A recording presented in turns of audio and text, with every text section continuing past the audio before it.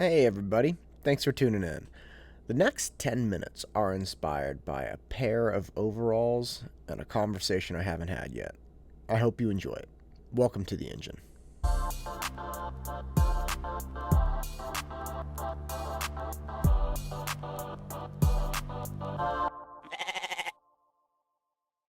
When I was 14, we took a cross country trip from Concord, California to Miami, Florida. And we drove in my dad's white Toyota Camry. Man, it was something. It was my dad, my older brother, my sister, me, and my sister's friend. So we all crammed into this little Toyota Camry.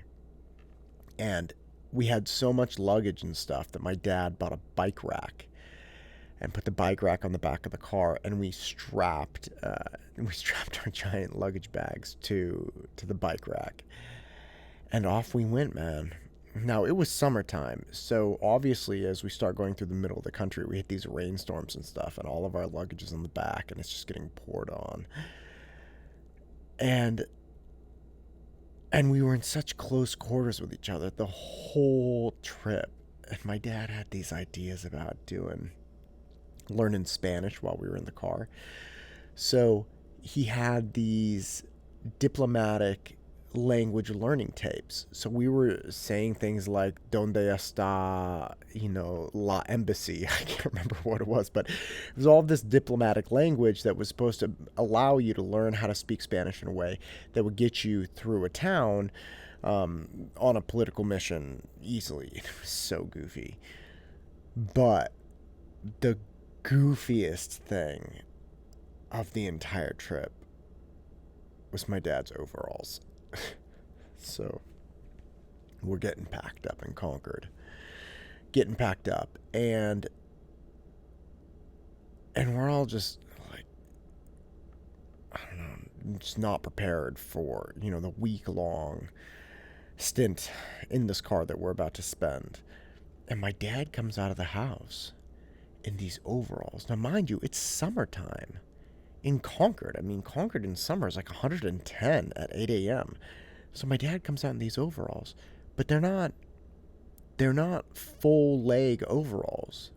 They're short overalls. Okay, so overall up top, straps going over, full bib kind of thing in front, complete with like pencil holders and little pockets and stuff, and the clasp goes all the way down until like just past mid thigh. And my dad, not the most athletic guy. I'm not bagging on him. He was just a dad. Rocks the dad bod, right? So he's kind of got this paunch, and he's got these thick legs, and he doesn't see the sun that often, so he's a little pale here, and these are like dark blue overalls. And I remember seeing him, and this is 24 years later. I remember seeing him and just thinking, oh my God, this is about to happen. And he didn't care. He didn't care at all. The man gave zero fucks. It was unbelievable. And he got into his Camry, and we kind of just looked at each other, took deep breaths, and got into the car. And off we went. And the whole trip was like this. There was one point in New Orleans when he needed some new shirt, and there was some vendor on the side of the street in New Orleans who was selling rejected t-shirts for like $1. So he buys this mass of cloth that can only very loosely be described as a t-shirt. It had hearts oddly placed, like somebody was practicing stamping ink on like the armpit and then the left hip. It had a pocket like mid stomach that was apparently supposed to be a breast pocket and was just very ill placed. Again, it was kind of like shirts made by people who were training to be shirt seamstresses or whatever it was. But it was unbelievable. He bought this, and by the way, it was purple. It was purple. He bought this. He wore it around. Okay, now, I don't know what lengths I would have gone through to not wear something like that at all, but I would have never worn it in public no matter what. Like, if I had some weird thing with wearing, like, cheap clothing around my own house just to, like, prove to myself that I was frugal, fine, I could see that, right? Everybody has that set of clothing that they wear around their house, and nobody sees them, except occasionally, like, the UPS guy.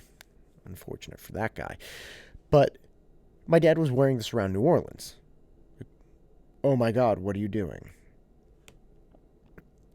And thinking back on it now, I'm very excited to have this conversation with my kids.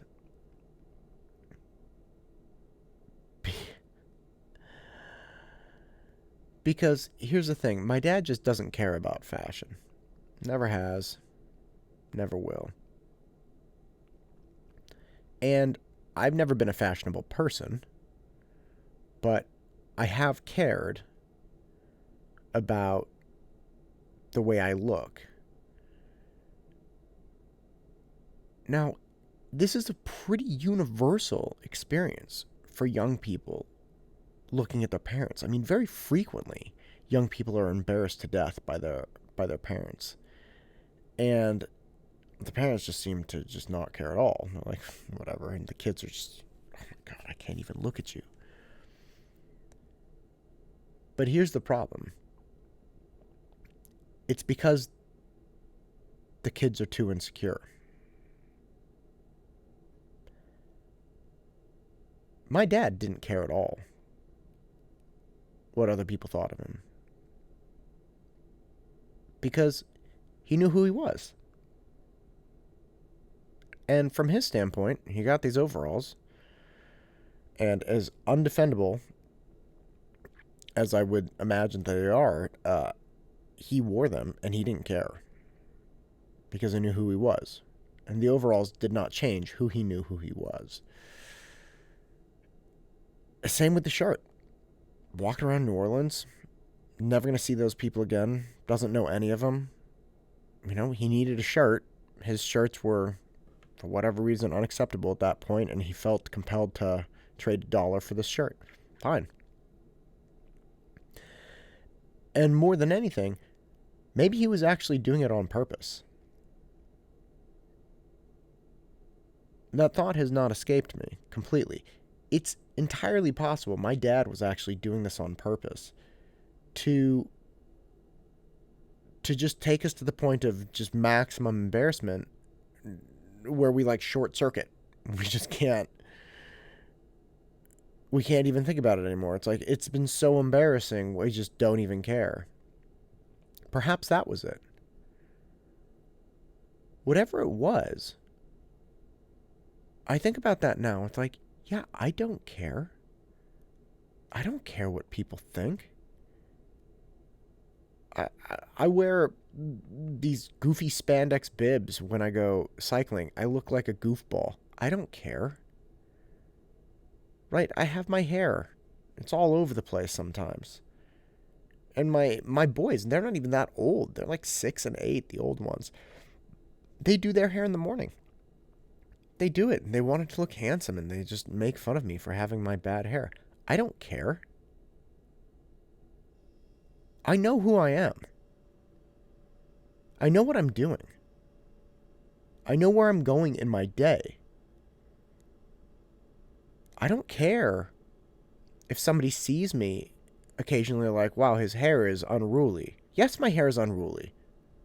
I have a laundry list of things that I'm going to accomplish today. Hair was not on the top 10.